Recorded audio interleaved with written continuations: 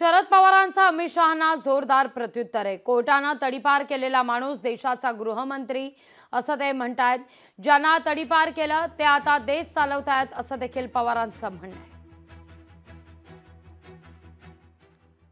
भ्रष्टाचार का सबसे बड़ा सरगना भारत की राजनीति में है तो शरद पवार है, इसमें मेरे मन में कोई कंफ्यूजन नहीं। आप क्या आरोप कर रहे हो हम पर?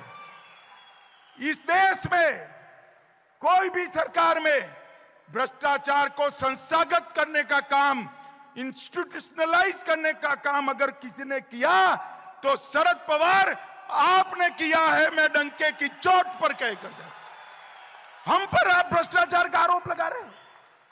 और इस बार शरद पवार जी, मेरा ये बापट सभागृह में बैठा हुआ कार्यकर्ता ढंग से जान गया है, आपके झूठ नहीं चलेंगे, मैं बता कर जाता हूं। उन्होंने कहा कि देश के जितने भ्रष्टाचारी है उनके सूबेदार शरद पवार है।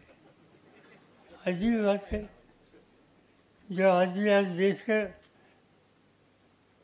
होम मिनिस्टर है, होम मिनिस्टर ऐसा आदमी है कि जब गुजरात में थे वहाँ कानून का गलत इस्तेमाल किया, इसके लिए सुप्रीम कोर्ट ने उनको गुजरात से तदीपार किया था।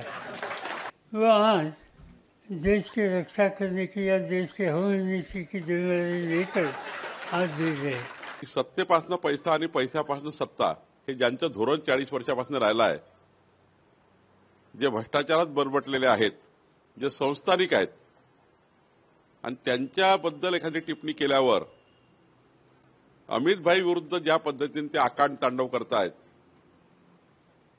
त्यामुळं मला असं वाटतं की पायाखालची जमीन खसकली आहे, खोटारडेपणा जनतेसमोर आला आहे, खोटं बोलून जे मतं घेतले जनतेला माहीत झालं आहे आणि त्यामुळे आता अमित भाईंनी शरद पवारजीवर केलेल्या टिप्पणी यामधलं तथ्य हे जनतेसमोर येणार अशी भीती वाटायला लागली आहे। म्हणून अमित भाईवर व्यक्तिगत स्वरूपाने टीका टिप्पणी चालू आहे। लोकशाही मराठी ऐका, पहा, जागरूक रहा।